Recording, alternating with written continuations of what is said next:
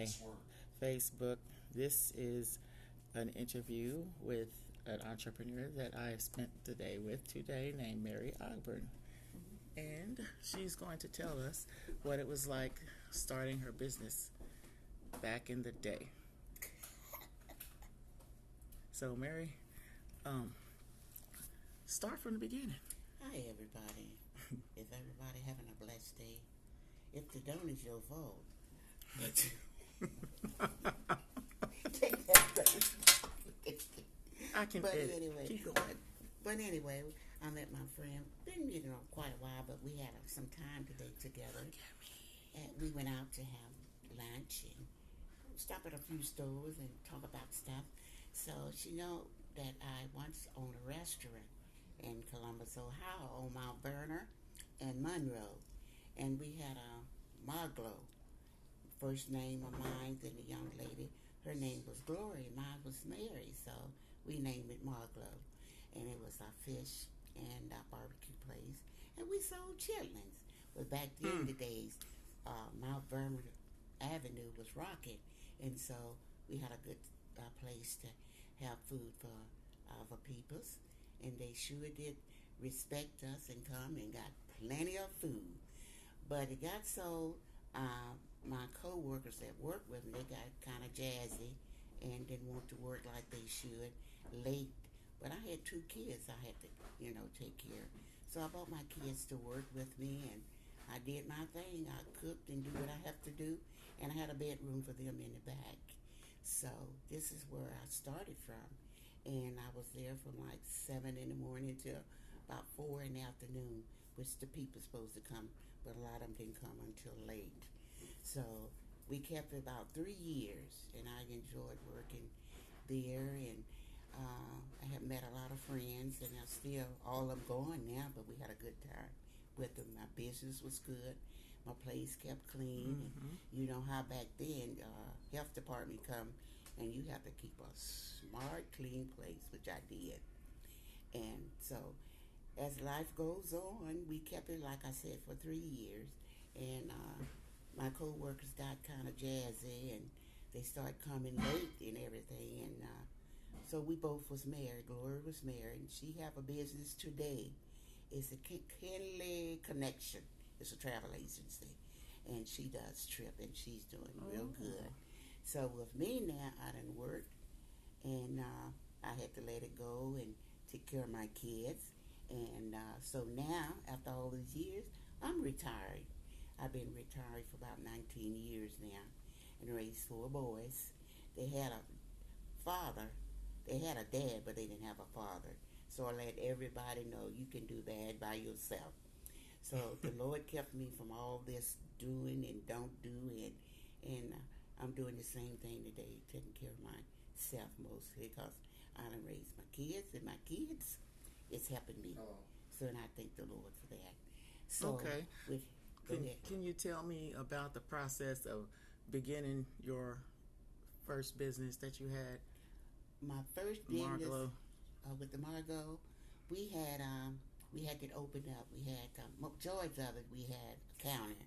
I think we had 4 chairs, and we didn't have the area for you to sit, but like you have breakfast there. But in the meantime, we had a big old barbecue machine, and that's what we can put on like 15 slabs of ribs to cook on that stove inside the restaurant. But it took some time to do it. And we had ribs. We had fried fish.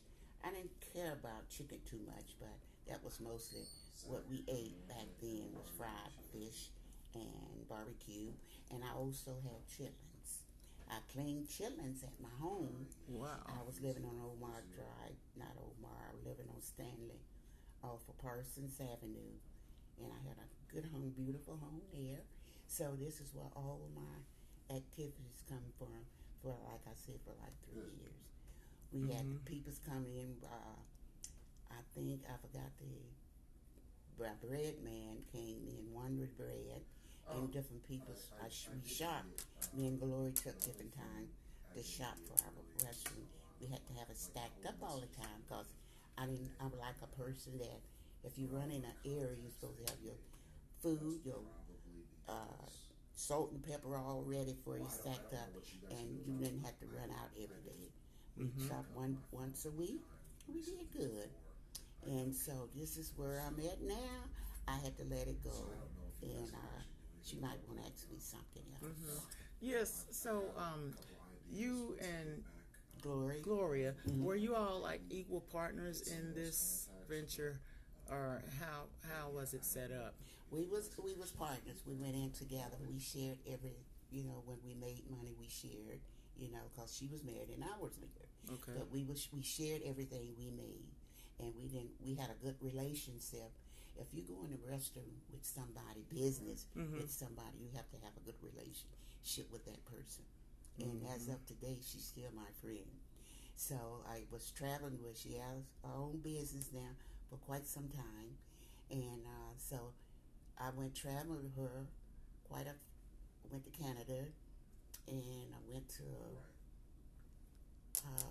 I've got other places, but I went to quite a few places with her in a travel agency. That's pretty cool. So we still friends, like I say, and love her to death. But we was good. You have to have a good relationship with a person that you gonna have business with, finance with. You have to trust each other. So that's really and important. this is what really important. Yeah. When someone has a foundation of a person that gonna want something just like you want it. So this is what I did with her. So how did you all fund that first venture that you all had? Well, I just had bought a home. Like I said, I bought a beautiful upstairs and downstairs home, and she had bought a home, and I think Gloria had one child, and they were in school yet. But anyway, whenever we do things together, we still have fun. We go like away a weekend and let someone else take care of the place. But I didn't do too much of that because I didn't want other people's coming in and cooking, unless it was necessary, because I didn't want to lose my business. And, when other people's coming, they want to do their things. But if you have a person or place where you go to eat, you want that person to serve you. So this is where I'm at now. Good time. So you sold the business later on, though? After later on, you don't want me to tell you about what's going on. No, just. But we had to part. Things got a little busy in my motherhood. And I had to take care of my kids. I had a son growing with cleft palate, and that's my son Ronald. And so I had to take care of him like nobody else did, and I didn't want nobody to see him because I never saw a child born like that, And so one of my ladies come from church and knocked on my door. Open this door. You gonna let me see that baby? So after that, I left him in the hospital for 2 weeks because I had to stay 2 weeks because I wouldn't take him home with me. And I got a letter, you all wouldn't believe it, because I wish people would be this concerned today as it was back then. I got a letter and a book from Dale Evans and Roy Rogers. I read that book at the hospital, and after that week, I read it, and they had nuns then at Mount Carmel, nuns then, and they sat in my room and talked to me. So that week after I got the letter, I get him home, and we've been doing fine again. He's been doing great. Good. So he retired. All of them went into the military, and after that, my special child, I call him a special child because he was special to me. And I told my other boys, he has a problem, but it really wasn't a problem because we all chipped in and helped him do what we have to do, Amen. So as today, and God is a good God because I brought him first. I always put God first. So he had a job when he got out of the military. He got a special scholarship for Captain University to play football, and he didn't take it. And I didn't know it until after the year he had went in the military. Because when you strive for your kids to go to college, they go, and then they're going to quit when they want to. So that was a no-no for me. That's what my oldest son did. So I sit at the table with my other boy. If you go to college, I'm not going to pay for it, just like your brother did. That's too much. And your dad wasn't working, making good money then. So he went on into the military. So after that, got out the military, and he got out and went to Anheuser-Busch. Anheuser-Busch, you know, like the big brewery. So he come home one day. He stayed there about 2 months, making good money. He didn't like the job. He wanted to be a police officer. I said, "Oh God, no. Well, let's talk about it." So we prayed about it.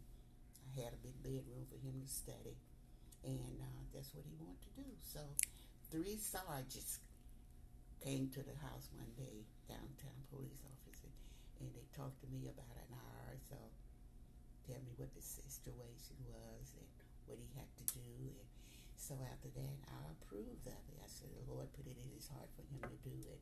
So they told me to get out, go to another room, which I did, and they talked to him. So that day he went to school, I think about 2 months. He retired. I mean, he graduated. Okay. And he spent like 28 years in police office and never been shot. But now I'm grateful that we talked about it, and that's what he do. And if all our kids have something in their mind to do it, parents, let them do it and help them, because you never know what's going to be in the end. Sounds like you got your priorities in order, your family. What order would you say you would need to have as far as juggling your business, being an entrepreneur, and raising a family, and of course going to church and honoring God and all that? How would you put that in order? Well, where I started, I always been a child of God. I was baptized in 12, and my daddy, we went to church. He wasn't an educated man, but he knew what to do with life, foundation of life. You know, back then, you know, it was good raising families in the older days, but not as much now. But what was the question? Your priorities, yes. Well, I want to do things that prosper in life for me and my kids. You know what I'm saying? And I always ask God to give me direction. When you have to have, if you want a place for your home, you want a place for business, you have to have I don't know what people think. I just sit and wait on the Lord to give me direction. And whatever I went for, I did my best at it, and I was successful. So I know the Lord had something to do with it. Right. So today, I can look back and see what Lord brought me from, and I was being obedient, and I sat and be still until I asked for Lord to do something to help me. I'm here lately, I'm getting depressed, but I'm doing much better. I put him first. And whenever things happen in life, if you know there's a God, he gonna direct your path, and that's what That's right. Ever since. Okay, one final thing. Do you have any tips for entrepreneurs nowadays for as far as just some of the things that stick out to you that you have learned, some nuggets that you can pass along? Like you were telling me how difficult it was to get funding for your place that you wanted to start, and then tell us about that. Okay. When these days, back in the days, I was in West Virginia. My dad had a restaurant and a bar and a store, and all of my teaching, I understand, came from that, from my dad. And whenever he said, "I'm learning you," because ain't nobody gonna help you but the Lord and yourself, and you want to be ready for that when the Lord give you direction to do things. You know, you can't, you ask him for to do it, but you can't, I don't know, I can't do that, but you're going to have to say yes or no, and I always been said yes. But in the meantime, if you want something in life, like I wanted the store, we had money to operate our business when we was on Margot restaurant. We had money, you know, always had a little extra somewhere. And she had some So you See just what- used And yours? we just used ours because then I had a thought about if you really want something and you put God first, He gonna make a way for you. And this is what He made a way for me and her finance. And me and her finance, she had a husband and I had a husband. So we got it together and said we got to do this. We when you open a store, you got to have all your equipment, even like forks and spoons, you know, and where you gonna buy your stuff from. We bought our stuff from off the high street, like your pots and skillets and stuff like that. And we had prepared for to do that. So when we bought all that personal stuff for the restaurant, you know, it was there for us. And that's how I always, if you want something, you go for it. Keep a little money on the side, you know. Because these days, like you want a grant, we can't get no grant. Harley Black can't get a grant. But other people's come over here and get stores, and you want that store, the person, and we gonna try to get it, but when the person come from overseas or whatever, they got this spot. And so if you want something, you gotta pin down You gotta and get it for yourself. figure out how to do it And you yourself, have to basically. do it yourself, right? Well, But good that's for a way. you. That's a way for you to do it, but you got to have the right people to work with, you know, especially the right people, because it's hard to get people to get jealous and walk out on you, you know. Then you have it by yourself. But when we got ready to close, we had a good understanding how it go and what we couldn't do and why we leaving it, you know, because we have family. So this is where I'm at today, raise my family Right. in the Lord. So I'm happy. So that was the best decision you could make at that time for At your that time, family for and my you. family. Yes, yes. Well, that was awesome. Well, thank you for talking with me about these things, and maybe we'll do it again sometime. We do. We got another stage to go. You know, 2 or 3. Yes. We're not stopping this now. You know. You're right. Yeah, I love you and thanks. Well, congratulations on your success.